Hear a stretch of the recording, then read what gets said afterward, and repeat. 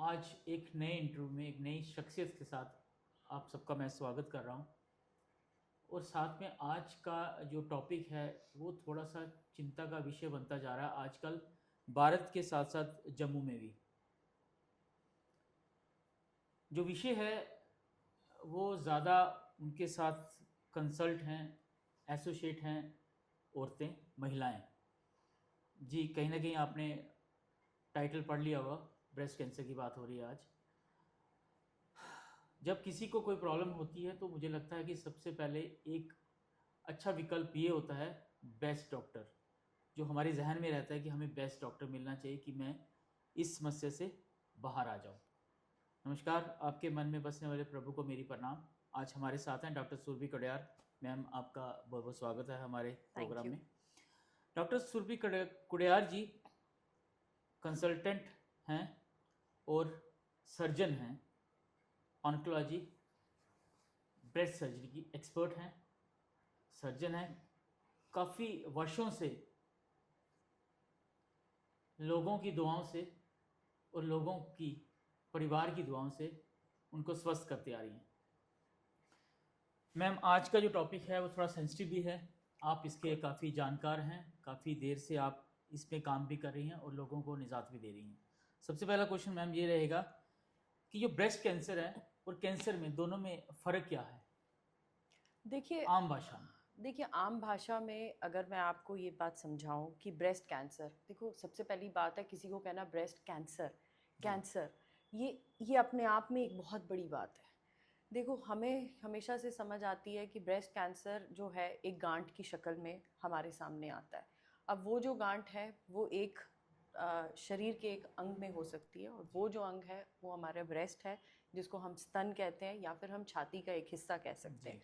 सो वो एक गांठ की शक्ल में हमारे सामने आती है। कई बारी वो गांठ की शक्ल में नहीं भी होती। वो कई बार होता है कि खाली एक निपल डिस्चार्ज से हमें पता चल सकता है कि भाई ये कुछ एक बड़ी बीमारी की तरफ अंदेशा दे रहा है। और दूसरी तरफ हमें ये होता है कि जिसको हम कहते हैं ना आर्मपिट वाला एरिया, जी। जिसको हम एक्जिला कहते हैं। ओके। सो आर्मपिट के बीच में भी कई लोगों को गांठ जैसी महसूस होती है। वो भी इसके लक्षण हो सकते हैं। या फिर कई बार ऐसा होता है कि हम कहते हैं कि किसी को बहुत देर से खारिश है वहाँ पर छाती के एरिया में, और वो खारिश जो है, उस खारिश के करने से जो स्किन है, स्किन पूरी पील ऑफ हो गई है। और वो जाते हैं किसी स्किन के डॉक्टर के पास। वो कहते हैं कि जी ये नॉर्मल एलर्जी है, डर्मेटाइटिस है। वो स्टेरॉयड लगाते हैं, वो ठीक हो जाते हैं, लेकिन वो वापस वैसा का वैसा फिर से हो जाता है। सो ये जो होता है, ये निपल के इर्द गिर्द एक एरिया होता है जिसको हम एरियोला बोलते हैं। ये वहाँ पे भी हो सकता है, या फिर ये बाकी ब्रेस्ट के एरिया में भी हो सकता है। सो ये भी एक लक्षण होते हैं ब्रेस्ट कैंसर के। सो देखिए, एक मातृत्व को दर्शाने वाला ये एक ऐसा ऑर्गन है जिसको हमें बहुत, मतलब वो कहते हैं ना कि एक संभाल के साथ हमें इसको रखना पड़ता है। और दूसरी चीज़ ये है कि हमें किसी भी चीज़ के बारे में कुछ भी इन्फर आउट करने के लिए उसके बारे में पता होना बहुत ज़रूरी होता है। अवेयरनेस बहुत ज़रूरी होती है। आप बोलो कि हर गांठ कैंसर हो सकती है, या मैं बोलूँ कि अगर आर्मपिट में उनको हल्की सी खारिश या कई बार बाल निकालने की वजह से वहाँ पर कोई स्वेलिंग बन जाए तो वो भी कैंसर है, तो वो गलत होगा। सो हर चीज़ की एक इवैल्यूएशन, उस चीज़ की अवेयरनेस वो इम्पॉर्टेंट होती है। बट ये ज़रूर है कि ये एक गांठ की शक्ल में हमारे सामने आता है। किसी महिला को ब्रेस्ट कैंसर होता है, क्या उसकी जिम्मेदार वो खुद है, अपने आप को दोषी मानती है, या किस तरह से आप इसको देखते हैं?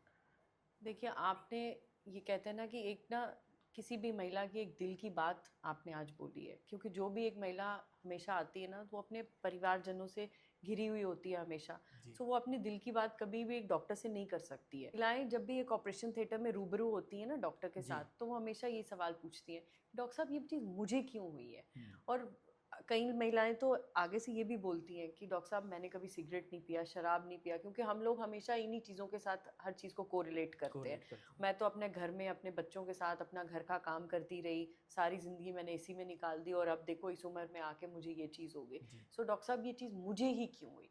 सो देखिए, पहले तो ये चीज़ समझना कि ये चीज़ मुझे ही क्यों हुई, इसका इसका बेसिकली कोई कारण नहीं है। 70%, क्योंकि पहले हमें लगता था कि ये जेनेटिक है। जेनेटिक का मतलब ये होता है कि माता को है तो बच्ची को होगा ही होगा। लेकिन 70% जो कैंसर्स हैं ब्रेस्ट कैंसर, वो नॉन जेनेटिक भी निकल रहे हैं, वो जीन से ट्रांसफ़र नहीं हो रहे हैं। बट शायद ये कहते हैं ना कि हमारी आबो हया ही ऐसी हो चुकी है कि अब हर चीज़ का कहना बहुत डिफ़िकल्ट हो जाता है। खान सो पीन मैं ऐसा हो सिर्फ गया यही कह सकती हूँ कि ये एक एक्सीडेंट है, ये किसी के साथ भी हो हो सकता है। सकता है। सो आप ये बोलो कि ये सिर्फ मेरे साथ ही क्यों हुआ, ये सोच गलत है। ये किसी के साथ भी हो सकता है। और आज की अगर हम बात करें, सो ये चीज़ कहना कि हाँ जी भाई आपको ये इसलिए हुआ क्योंकि आप ऐसा करते थे या ऐसा नहीं किया आपने तो ऐसा हुआ, वो गलत होगा। क्योंकि हमने हमेशा से ना अपने बड़ों से यही सुना है कि इस बीमारी का नाम भी नहीं लेना। क्यों? क्योंकि आज भी ये कई जगहों पे नाम नहीं लिया जाता। बिल्कुल, और कोई कैंसर का नाम लेने से पहले कहते हैं इसको कैंसर बोलना ही नहीं है, इसको बड़ी बीमारी बोलो। और जैसे घर में दादी नानी ये सब होते हैं तो वो कहते हैं तुम नाम भी क्यों ले रहे हो, और ये सिर्फ उन्हीं को होता है जिनके कोई पिछले जन्मों के कर्म ऐसे होते हैं। कर्म खराब सो है। शायद ये वो कार्मिक रिलेशंस आ जाते हैं वहाँ पे, लेकिन ऐसा नहीं है। देखिए बीमारियाँ वो किस वजह से बन रही हैं, क्या हो रहा है, ये हमारे शरीर के, हमारे रहन सहन के, और सबसे बड़ी बात मैं बोलूँ आज की डेट में स्ट्रेस फैक्टर जो है ना, ये बहुत बड़ा रोल प्ले करता है। ओके। सो वो औरतों के बीच में कि पहले तो होता था घर में रहना है, लेकिन अब वो साइमल्टेनियसली अपना काम बाहर भी करती हैं, घर का भी देखना, बाहर का भी देखना, अपना भी देखना, बाकी सबका भी देखना, ये एक एक एडेड स्ट्रेसेस हैं। सो वो जो है ना, वो हमेशा एक इंसान को एक एक ऐसी कंडीशन में रहते हैं कि ऑलवेज ऑन टोज, जिसको हम बोलते हैं ना, कि बस भाग रहे हैं, बस किसी होड़ में भाग रहे हैं, और वो होड़ क्या है वो किसी को भी नहीं किसी पता, को नहीं जाना कहाँ है मालूम नहीं है, मालूम नहीं बस है। स्ट्रेस लेके बैठे हुए हैं। मैम बिल्कुल। आपने बात करी कि आपके ऑपरेशन थिएटर में महिलाएं आपसे पूछती हैं कि इस उम्र में आके, मैं वहीं से बात शुरू करूंगा कि किस एज, 60+, 50+, 20+, या अर्ली भी हो सकता है, मुझे इसके बारे में आप नहीं, हमारे दर्शकों को बताइए। अर्ली तो नहीं हो सकता। अर्ली होना, देखो जो छोटी बच्चियां हैं, बच्चियों के बीच में जिसको हम कहते हैं कि वो अपनी प्यूबर्टी अटेन करती जी हैं, जी। वो ही जो है वो 13-14 साल की उम्र में होती है। ओके। आजकल कई जो लड़कियां हैं 9-10 साल की उम्र में भी प्यूबर्टी अटेन जी कर लेती हैं, जी। बट उनका एक एक पूरा ना एक एक्सेस होता है, तो वो एक्सेस बनने तक 18 साल की उम्र निकल जाती है। सो 18 से 19 साल की उम्र के बीच में अगर कई बार ये सी छोटी गांठें बन भी जाती हैं, ऐसी का ऐसा नहीं है, ये गांठें बनती हैं, इनको हम एडिनोमास बोलते हैं, फाइब्रो एडिनोमास बोलते हैं। So okay. ये जो एडिनोमास हैं ये कैंसरस नहीं होते, ठीक है। सो अगर हम उस स्टेज के बीच में बोलें कि ओ माय गॉड ये मेरी बेटी के बीच में जी वो 16-17 साल की है, उसके भी उसकी छाती के बीच में छोटी सी गांठ बन गई है, ये कैंसर होगा, वो कहना गलत होगा। जी। और दूसरा ये है कि हम इन गांठों को यूजुअली सारी गांठों को नहीं निकालते, क्योंकि हर एक उसकी प्रैक्टिस होती है कि डॉक्टर साहब आप इसको निकाल दो, ये बाद में जाके पता नहीं क्या बन ऐसा जाए। लोग आपके पास क्वेश्चन करते हैं? बिल्कुल, ये सबका, देखो हर इंसान एक डर की छाते में रहता है हमेशा कि ये गांठ है, गांठ क्यों बनी है, लेकिन देखो हर चीज़ का एक होने का तरीका है, एक हर चीज़, देखो जैसे मैंने आपको पहले बोला हर गांठ कैंसर नहीं होती नहीं है। होती। सो हम हर गांठ को समझे कि ये कैंसर है वो गलत होगा, और हर चीज़ को सर्जिकली रिमूव करें ये भी गलत होगा। हमें पहले देखना है कि बच्ची के बीच में ऐसी कौन सी कमी आ रही है जिसकी वजह से ये गांठें बन रही हैं, पहले हमें उस कमी को पूरा करना है। अगर वो कमी पूरी करने से ये गांठें बैठ जाती हैं तो हमें इनको निकालने का कोई मकसद नहीं बैठता। नहीं। क्यों? क्योंकि ये गांठें अगर हम एक बार निकालेंगे ये दोबारा भी बन सकती हैं, इनका रेकरेंस रेट बहुत ज़्यादा होता है, ठीक ओके। है। तो इसलिए हम फर्स्ट गो में कभी भी इसको ऑपरेटिव प्रोसीजर में नहीं लेते, और नहीं। ना ही ये आगे जाके कैंसर में तब्दील होती है। इनको हम फाइब्रो एडिनोमास बोलते हैं, जो छोटी बच्चियों में पाए जाते हैं। जी। लेकिन हाँ, 20-21 साल या आप बोलो कि मैरिजेबल एज के बाद अगर कभी ऐसी गांठें बन जाएं बन जाए। तो वो सस्पिशियस हो जाती हैं। ये नहीं है कि हाँ जी भाई 24-25 साल की उम्र में लड़की एक गांठ लेके आ रही है जी वो तो कैंसर ही होगा, वो गलत है। गलत वो है। एक सस्पिशियस ग्रुप में आ जाते हैं कि हाँ इसके बीच में हमें इवैल्यूएशन करनी चाहिए। उनकी एज में भी फाइब्रोएडिनोमास बन सकते हैं, लेकिन सस्पिशियस ग्रुप में आ जाते हैं आफ्टर द मैरिजेबल एज, ठीक है। तो वो चीज़ जो है, मतलब उसको सस्पिशन में लेके हमें काम करना है, ये नहीं उसको लेबल करना है ओ माय गॉड आपको जी 25 साल की उम्र है, 30 साल की उम्र है, 40 साल की उम्र है, आप तुम्हें गांठ हो गई, ये है ही कैंसर है। कैंसर। ये गलत है, until and unless proved otherwise by all the diagnostic modalities। तो मुझे लगता है कहीं ना कहीं अवेयरनेस बहुत ज़रूरी है। बिल्कुल जैसे आपने बड़ा स्पष्ट बताया कि हर एक गांठ कैंसर नहीं है। नहीं है। मुझे लगता है अवेयरनेस बहुत ज़रूरी है। शायद आज हमारे दर्शक इस चीज़ को समझ पा रहे होंगे। मैम, क्या कारण है कि पहले हम इंडिया से बाहर सुनते थे चीज़ें, फिर उसके बाद हम लोगों ने इंडिया में सुना। अब जैसे हम जम्मू बेस्ड हैं और जम्मू में भी अब आपको पता ही केसेस ओपन हो रहे हैं और बहुत कॉमन हो रहे हैं। बिल्कुल। कारण खान पान है, जैसे आपने एक बात बोली स्ट्रेस। हम्म। क्या कारण है ज़्यादा आपको लगता है? देखो, आपने मेरे से पहला सवाल किया कि हम पहले दूर देश में ये जी समझते जी थे बिल्कुल, और अब विदेशों ये में सुनते इंडिया थे। में ऐसा हो रहा है। जी। सो मैं आपको इसका ये जवाब दूंगी कि पहले इंडिया में योगा होता था, अब अमेरिका में योगा होता है। ठीक है। सो वो हमने खुद ही, वो जो है ना टर्न द टेबल अराउंड, वो हमने खुद ही किए हैं। ठीक। सो अब हम आज बोलें कि आज हम मतलब 10 दिन के अंदर हम अपना योगा प्रैक्टिस करें और अपनी बॉडी को फिट कर लें, वो तो हो पॉसिबल नहीं नहीं है। सकता। बिल्कुल। ठीक है। ये चीज़ें जो होती हैं ये शुरू से होती हैं। जैसे होता है ना, कई लोग बोलते हैं ना एक्सरसाइज, जी ये तो 20 साल से एक्सरसाइज करता है, ये 30 साल से एक्सरसाइज करता है। लेकिन हम आज बोलें कि आज हम 1 महीने के अंदर अंदर किसी जिम में चले जाएं या कहाँ चले जाएं और हम बोलेंगे हमारा फिटनेस लेवल जो है वो उस इंसान के साथ मैच करेगा जो पिछले 20 साल से एक चीज़ को हर हाँ। दिन प्रैक्टिस कर रहा है, वो कहना ही गलत होगा। ओके। सो ये चीज़ देखिए, हमें, हमारी जो इस समय की जनरेशन है ना, उनको चीज़ें चाहिए बट जल्दी चाहिए। सो वो जल्दी की होड़ में हम ये चीज़ भूल जाते हैं कि हम क्या चीज़ यूज़ कर रहे हैं अपने खान पान में। हमें होता है बस खाना खाना है। सो हाँ। वो आप चाहे पैक्ड फूड ले आओ या फिर आप बाहर किसी हॉकर से या किसी ठेले पे खा लो, खा लो। Without realising the quality of the food, without realising कि हमने वो क्वांटिटी कितनी कंज्यूम कर दी है, हमें वो करनी चाहिए थी या नहीं करनी चाहिए थी, और हमने उसके साथ 2 बोतल कोला पी लिया है या 3 बोतल कोला पी लिया है, वो हमारे को कहीं समझ ही नहीं आता। और यही आप अपने दादा, फादर या किसी को बोलो कि हाँ जी भाई आप ये नूडल्स की एक प्लेट खा लो और उसके साथ 2 बोतल कोला पी लो, नहीं मानेंगे वो लेंगे ही नहीं। बिल्कुल। वो एक चम्मच लेंगे, टेस्ट करेंगे और उसके बाद बाकी की प्लेट आपके पास चली आएगी वापस। बिल्कुल। लेकिन जब हम ये चीज़ खाने बैठते हैं, हम ये चीज़ देखते ही नहीं है कि हमने कितनी क्वांटिटी कंज्यूम कर ली है। कंज्यूम कर ली। सो आप सोचो कि हम अननेसेसरली अपनी बॉडी के बीच में कितनी ज़्यादा कैलोरीज जो हैं वो अपनी बॉडी को देते जा रहे हैं and they are not required. So आप, बिल्कुल। Excess of everything is bad, Bad. Whether it is food, whether it is stress और वेदर इट इज़ एनीथिंग। और हमारी बॉडी जो है वो एक्लिमेटाइज्ड है कि इतना खाना हमने खाना है। जब हमने उसको एक्सेस में एक ही बार देना शुरू कर दिया, सो हमारे सेल्स जो हैं वो इस चीज़ के एक्लिमेटाइज नहीं है। सो ऑब्वियसली वो उनका जो फंक्शन है वो एक बार ही उसको मतलब रिपेयर करने की कोशिश करेंगे, दोबारा रिपेयर करने की कोशिश करेंगे, 1-2 बार, फिर वो भी फटीग में चले जाएंगे। हाँ। फिर वो भी उस चीज़ को आदी करने लग पड़ेंगे अपने आप को। ठीक है। ठीक तो है। जब वो सेल्स जो हैं जो अपने नॉर्मल चीज़ के साथ हट गए और वो अपना आप को हमारे वो जैसे ना जंक कल्चर के साथ उन्होंने भी अडेप्ट कर लिया, सो वो भी आउटलॉ बन गए। सो जब वो भी आउटलॉ बन गए तो फिर वो कैंसर में तब्दील हो गए, कैंसर में तब्दील हो क्योंकि उन्होंने जो अपना नॉर्मल काम था वो करना छोड़ दिया। दिया। सो हम हमेशा ये जीन्स को दोष देते हैं, लेकिन हम हमेशा ये चीज़ नहीं सोचते कि वो जीन्स जो हैं वो हमने कैसे मैनिपुलेट किए हैं। ओके।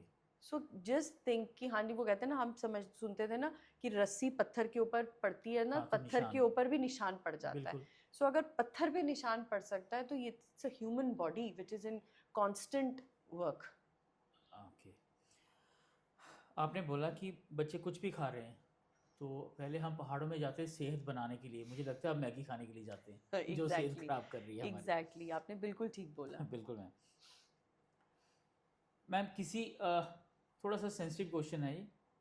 महिला को पीरियड्स हैं, उसको ब्रेस्ट में दर्द हो रही है, हम्म। गांठें भी महसूस हो रही हैं, डेंजरस है कि नहीं है? नहीं, ये डेंजरस नहीं है। नहीं है ना? नहीं है, ये हार्मोनल चेंजेस हैं। जी। देखिए, कई महिलाएं होती हैं वो पीरियड से पहले स्वेलिंग कंप्लेन करती हैं, ब्रेस्ट में पेन कंप्लेन करती हैं, लेकिन जैसे ही उनके पीरियड्स आते हैं वो स्वेलिंग और पेन जो होती है वो नॉर्मलाइज हो जाती है। ओके। और फिर उसके बाद जब उनका साइकिल जो है वो दोबारा से इनिशिएट होता है तो यही सेम चीज़ जो होती है वो उनको दोबारा इनिशिएट हो जाती है। ठीक। सो इसलिए ये जो है ये कुछ भी अलार्मिंग नहीं है। यहाँ बोलो कि ये आगे जाके कोई आपको कैंसर में तब्दील कर ऐसा देगा कुछ नहीं या है। कुछ होगा, ऐसा कुछ नहीं होता।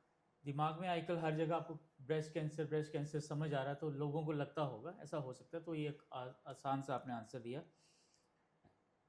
गांठों की बात हो रही मैम, पेनलेस और पेनफुल लम्स जिसको हम बोल सकते हैं, बिल्कुल कौन सा डेंजरस है, वो कैसे पेनलेस। पता चले? Painless. See silent they silent silent killer. Killers. Okay. ठीक है। हाँ सो वो दिक्कत आती है। वो क्या होता है कि इधर मैं आपको एक चीज़ ऐड करना चाहूँगी। जी हम हर महिला को ये एडवोकेट करते हैं कि ब्रेस्ट सेल्फ एग्जामिनेशन, जी। अपने आप को खुद देखो। क्योंकि देखो अगर मुझे कहीं पे कोई शू पिंच कर रहा है तो वो मुझे कर रहा है। हाँ मैं आपको बोलूंगी कि ये जूता मुझे कहीं काट रहा है, आप बिल्कुल, बोलोगे ठीक है जूता बदल दो। बदल दो। लेकिन जहाँ वो काट रहा है वो मुझे काट रहा है। बिल्कुल, सो वो जो दर्द है जिस तरह लगती है वो उसी को वही पता तो होता है। अनजान है। बिल्कुल। So every female should practise breast self examination every month. Okay. हर महीने उनको अपने जब साइकिल्स ख़त्म हो जाते हैं, जी साइकिल्स ख़त्म होने के 10वें दिन या 11वें दिन उनको ये चीज़ प्रैक्टिस करनी चाहिए। और उसमें क्या करना है कि खुद अपने हाथों से अपनी ब्रेस्ट को फील करें जी और बिल्कुल। देखें कि कोई ऐसी एबनॉर्मेलिटी जो उन्होंने पहले नहीं फील की थी वैसी कोई एबनॉर्मेलिटी तो नहीं फील कर नहीं पा हो रहे हैं। तो ये जो है ये एक हर महिला की हर महीने की प्रैक्टिस होनी चाहिए। उसके साथ क्या होगा कि कोई भी चीज़ जो अगर उनको लगेगी कि हाँ जी भाई उन्होंने मिस कर दी थी या जो चीज़ पहले नहीं थी वो एक अर्ली स्टेज पे हमारे सामने आएगी। हाँ और दूसरी प्रॉब्लम ये है कि हर महिला अगर किसी को ऐसी प्रॉब्लम हो भी तो वो ये बात बताती ही नहीं है। जब तक वो बढ़ ना जाए। आपने अभी मेरे से ये सवाल पहले पूछा था कि जम्मू में ये चीज़ अब इतनी सामने क्यों आ क्यों आ रही है। रही है? सो उसका जवाब यही है क्यों, क्योंकि हमारी जो महिलाएं हैं वो क्या करती थी, वो पहले इस चीज़ को बाहर नहीं नहीं निकालती थी। निकाल वो हमेशा उस चीज़ को लेके दबा। एक घर में बैठी रहती हाँ थी। और since we have a male dominated society, वो राइट। मेल को बोलेंगी कि भाई मुझे ऐसी सी प्रॉब्लम हो रही है। अनटिल एंड अनलेस कि उनको ये लगे ना कि फीमेल को लेके किसी डॉक्टर के पास जाना है कोई तब नहीं तक आएगा। वो नहीं हो पाता। ठीक है। तो ये जो चीज़ है ये अब जो ये हिंड्रेंसेस हैं मुझे लगता है बाय गॉड्स ग्रेस ये हिंड्रेंस थोड़ी सी कम कम हो हो रही रही हैं। है। और अब जो फीमेल्स हैं वो अपने शेल से खुद बाहर आ रही हैं और अपनी इस एलिमेंट के बारे में बता रही हैं। तभी हम शायद इसको एक अर्ली स्टेज पे पकड़ पा रहे हैं। नहीं तो कुछ केसेस जो होते हैं जिनको हम मेटास्टेटिक बोलते हैं कि वो आगे ब्रेस्ट से भी बाहर फैल जाते हैं। सो वो केसेस हम पहले देखा करते थे। लेकिन अब अच्छा। मैं यही बोलूँगी by God's grace and with awareness in people we are seeing कुछ अर्ली केसेस ऑल्सो। सो अब फीमेल्स ने अपने शेल से बाहर आना शुरू कर दिया है और इतनी डायग्नोस्टिक मोडालिटी स्ट्रॉन्ग हो चुकी हैं जो जम्मू में अवेलेबल हैं, फ्रीली अवेलेबल हैं। तो अच्छा। शायद हमें ये केसेस जो हैं इतने नज़र आना शुरू हुए हैं। हाँ, और रिजल्ट भी अच्छा है ठीक होने बिल्कुल की। बिल्कुल वो तो ना है कि ही है। वर्स्ट होने के बाद जब आपके पास नहीं केस आते हैं, नहीं, आज अर्ली स्टेज पे आते हैं और वो ठीक भी हो रहे हैं। बिल्कुल ऐसी बात है। मैम अभी बात हो रही थी अवेयरनेस की। डॉक्टर सुरभि कटियार अवेयरनेस के लिए कितना रेडी रहती हैं, क्या करती हैं? मेरा एक फेसबुक पेज है जी जिसको मैंने साबूरी के नाम से स्टार्ट किया है और अब उसको स्टार्ट हुए हुए भी 2-2.5 साल हो चुके हैं। जी। दैट्स अ फ्री पेज, उसको ओके। कोई भी एक्सेस कर सकता है।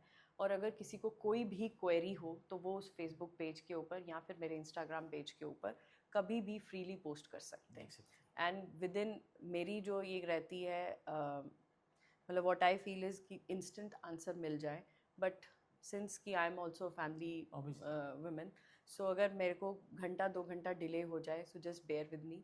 बट ये है कि within 24 hours your query will be answered. Ma'am एक बार हमारे दर्शकों को आप फिर से बता दीजिए।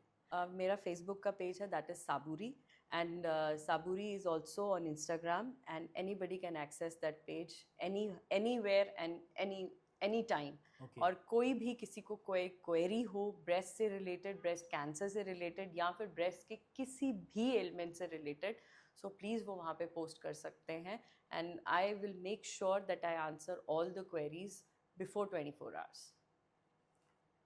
मैम एक क्वेश्चन जो थोड़ा सा शायद हमारी महिलाओं से अलग है। क्या मेल को भी ब्रेस्ट कैंसर हो सकता है? हाँ, बिल्कुल हो सकता है।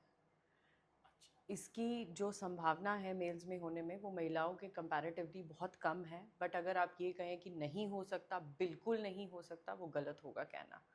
बहुत से केसेस हैं जो जम्मू में भी रिपोर्टेड हुए हैं। जम्मू में भी है? जी, विद मेल ब्रेस्ट कैंसर। तो उसके सिम्टम्स उसके सिम्टम्स यही हैं, उसमें भी गांठ नज़र आती है।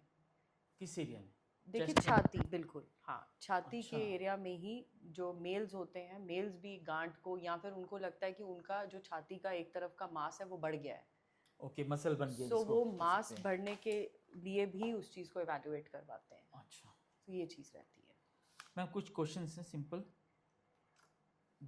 आपने इसको शॉर्ट्स में आंसर देना है। ब्रेस्ट कैंसर है क्या? छाती का कैंसर, ब्रेस्ट से रिलेटेड कैंसर। हानिकारक, जानलेवा? हानिकारक अगर ये अर्ली स्टेज पे ना डिटेक्ट किया जाए, और जानलेवा अगर ये मेटास्टेटिक स्टेज पे तक पहुंच जाए। सिम्टम्स? सिम्टम्स ब्रेस्ट में गांठ होना, छाती के अलावा आर्मपिट में गांठ होना, या फिर ब्रेस्ट से डिस्चार्ज होना जो फिर ब्लैक या ब्राउन कलर का रहे, या फिर एक ऐसा ना जख्म जो भरे ना। अच्छा। ट्रीटमेंट? देखिए इसका ट्रीटमेंट जो है वो इसकी स्टेज पे डिपेंड करता है और इसकी टाइप पे डिपेंड करता है। सो वो जो है वो फर्दर इवैल्यूएशन के बाद ही होता है। बट अगर आप ये कहें कि ये सिर्फ सर्जिकली डील किया जाता है, वो भी गलत होगा। अगर ये खाली मेडिकली डील किया जाता है तो वो भी गलत होगा। ये एक कॉम्प्रिहेंसिव अप्रोच के साथ डील किया जाता है जिसमें सर्जरी, कीमोथेरेपी, रेडिएशन तीनों इन्वॉल्व होते हैं। स्टेजेस स्टेजेस डिपेंड कितनी करती है। डेंजरस है?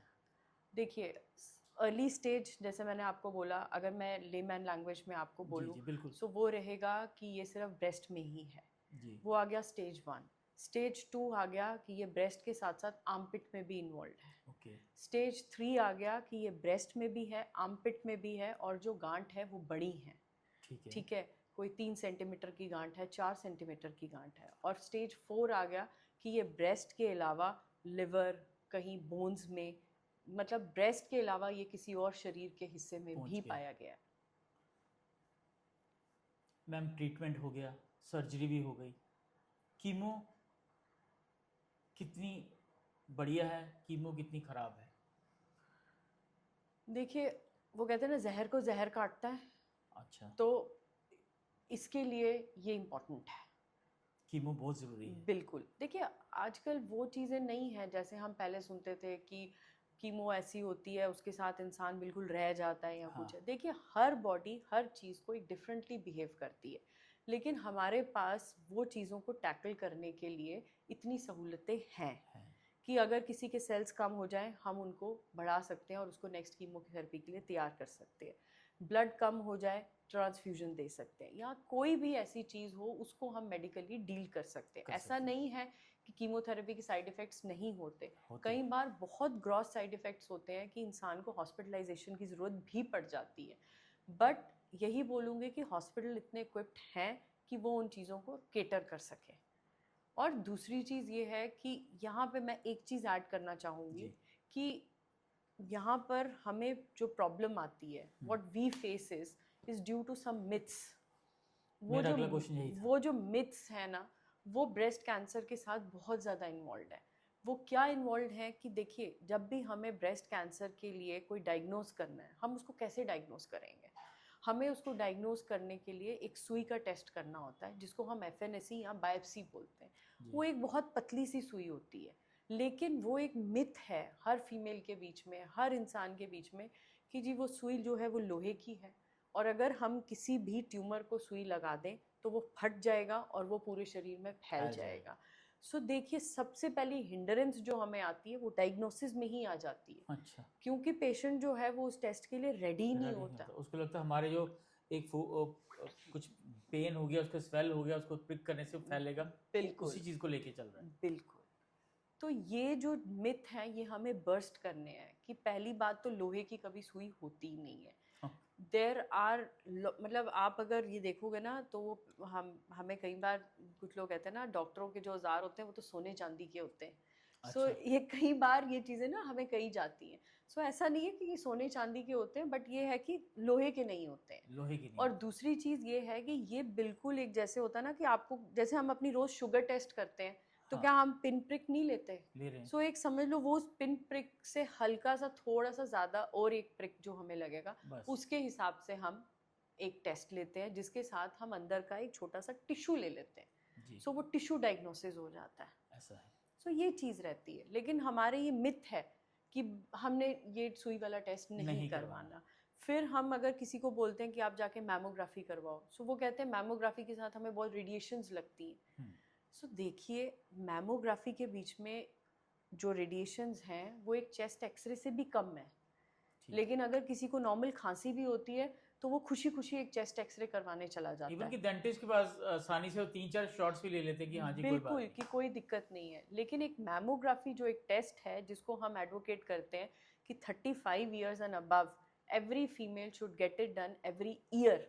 सो वो हाँ, लेने में उनको हिंड्रेंस होती है कि नहीं भाई, हाँ मैं हर साल अपने ऊपर इतनी रेडिएशन क्यों लूँ, जबकि मुझे तो ऐसी कोई चीज़ है ही नहीं है। ओके। मैम, मिथ की बात हुई है, अंधविश्वास। बिल्कुल। किसी को ब्रेस्ट कैंसर होता है, वो डॉक्टर के पास नहीं जाके जाड़ फूड करवा ले। आप डॉक्टर हैं, आप चीज़ों को नहीं मानेंगे। मैं हल्दी वाला पानी पी लें, हम लोग ये डाइट कर लें, वो डाइट कर लें। बहुत आपने इन सोशल मीडिया में सुना होगा। बिल्कुल। कहीं जाके धागा बंधवा लें, कुछ कहीं जाके दवाई खा लें। ऐसे केस होने के बाद जब बीमार हो जाते हैं लोग, वापिस आते होंगे, कितना मुश्किल है आपके लिए इलाज करना। देखो, एक बात के लिए ना मेरी मुश्किल कम हो जाती है। अच्छा, पूछो क्यों? क्यों? क्योंकि जो चीज़ वो मुझे कन्फ्रंट कर सकते थे वो ऑलरेडी करवा के आए हैं। करवा के आए हैं। सो वो अब उस चीज़ की तरफ वापस नहीं जाएंगे। वो अब वही करेंगे जो मैं बोलूँगी। सो मेरे लिए ये एक ब्लेसिंग इन डिस्गाइज जिसको आप बोलोगे ना, तो वो हो जाता है कि अब ये दोबारा उस तरफ नहीं जाएंगे। क्यों? क्योंकि ये अब उस चीज़ से ऑलरेडी उभर के उभर आए के हैं। आए हैं। अब लेकिन प्रॉब्लम मेरे लिए कहाँ आती है उस जी, केस में, कि जो मैं उनको 6-7 महीने पहले दे सकती थी वो मैं अब उनको नहीं दे सकती। क्यों? क्योंकि देखिए, स्टेज चेंज हो जाती है।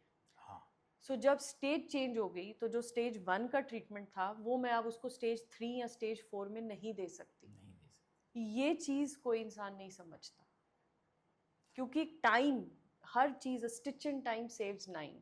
बिल्कुल। सो ये चीज़ हम वी हैव फॉरगॉटन। हमें लगता है कि नहीं, वो जी उन्होंने बांध दिया था उसको, वो बड़ा नहीं, वो ये नहीं हुआ। लेकिन जो रिपोर्ट्स आती हैं वो हमेशा उनके अगेंस्ट होती है। एक चीज़ वो भी देखी गई है कि टेस्ट कराया जाता है, कैंसर डिटेक्ट होता है। आयुर्वेदा, होम्योपैथी या बाकी ट्रीटमेंट में वो लोग जाते हैं, वहाँ पे कुछ देर करवाने के बाद जब वापस आगे टेस्ट करते हैं, ऐसे हमने सोशल मीडिया में आप लोगों ने भी देखा होगा, हम्म। उसको वो चीज़ नहीं होती है। उसका कारण क्या है? बहुत मेरे जहन में था ये क्वेश्चन। देखो, मैंने आपको ना शुरू में एक बात बोली कि हमारे यहाँ छोटी बच्चियों में भी गांठें पाई जाती हैं। जी, लेकिन हम 18 साल तक उनको ये कोशिश करते हैं कि हम उनको उन चीज़ों से दूर रखें जो वो कर रही थी। से for example, it was junk food, it was caffeine intake, it was more use of technology और समथिंग। सो देखिए, आप जब भी कहीं होम्योपैथिक या आयुर्वेदिक सेंटर्स में जाते हैं ना, सो आपका फ़ोन आपके पास नहीं होता, ओके। आपका ऑफिस आपके पास नहीं होता, नहीं होता, स्ट्रेस आपके पास नहीं होता। आपका पास आपकी हर वो जीवन से जुड़ी हुई चीज़ जो आपके घर में है वो आपके पास नहीं नहीं होती। होती। You are in an atmosphere which is totally opposite to the atmosphere of your place.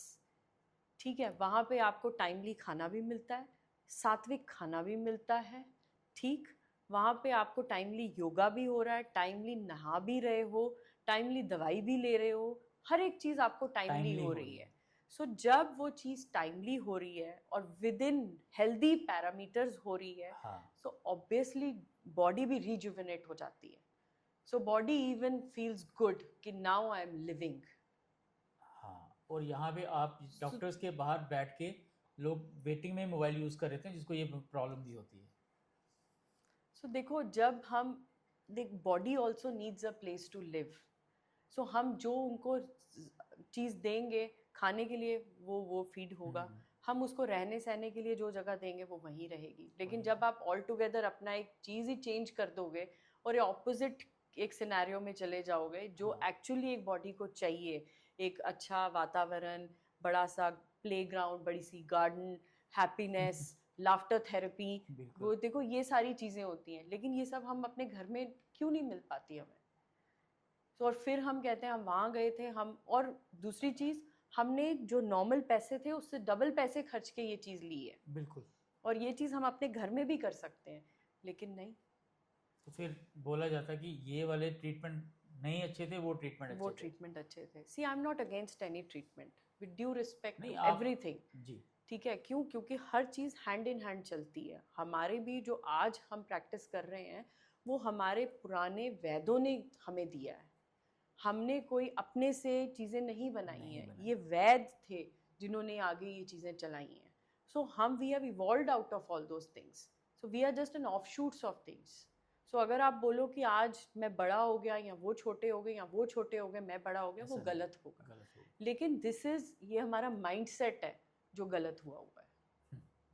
तो कहीं ना कहीं मैडम आपका कहना मतलब कि हमारे घर में भी इलेक्ट्रॉन को छोड़ा जा सकता है, हेल्दी इन्वायरमेंट लिया जा सकता है, तो चीज़ें ठीक हो सकती हैं ड्यूरिंग जो हम हॉस्पिटल में आके ट्रीटमेंट कर रहे हैं। एग्जैक्टली। मैम मुझे लगता है आज जिस तरह की हमारी और आपकी चर्चा हुई है, काफ़ी चीज़ें लोगों को क्लियर हो चुकी होंगी। कुछ स्पेशल मैसेज अगर आप देना चाहते हैं दर्शकों को दे दीजिए। मैं सबको यही कहना चाहूँगी कि हमारा रहन सहन, हमारा खान पान बहुत मैटर करता है हमारी बॉडी की नॉर्मल फंक्शनिंग के लिए, और अगर हम किसी भी चीज़ के साथ छेड़खानी करें सो वो उस चीज़ को पूरा हक है उसके लिए रिवर्ट बैक करने का, और शायद हमारी बॉडी जो है वो वही चीज़ को रिवर्ट बैक करती है in terms of diseases. So अगर हम, if we respect the body will respect us also. So मुझे लगता है कि ये एक बहुत बड़ा एक बीड़ा है जो हम लोगों को उठाना चाहिए, उठाना चाहिए। हर एक को ये समझाने के, जैसे हम कहते हैं ना बड़ों की रिस्पेक्ट करो, हाँ जी। तो वो क्यों कहते हैं हम कि बदतमीजी मत करो, उसी तरह से अगर हम अपनी बॉडी के बीच में हर वो चीज़ डालते जाएंगे जो उसको रिक्वायर्ड ही नहीं है, so we are not respecting, हम अपनी रिस्पेक्ट खुद नहीं कर रहे। सो वो जहाँ रिस्पेक्ट ख़त्म होगी वहाँ पे बदतमीजी आ जाएगी। और ये भी वही है। तो डॉक्टर सुरभि कोडियाल जी ने आज हमें ऐसी जानकारी दी और हमने भी ऐसे मिथ्स को ब्रस्ट किया है जो आपको और हमारे लिए शायद फ़ायदेमंद होगा, और जब आप स्वस्थ रहेंगे डॉक्टर को भी आराम मिलेगा। तो इस तरह की और अच्छे प्रोग्राम देखने के लिए आप हमसे जुड़े रहना। धन्यवाद। धन्यवाद मैम। Thank you.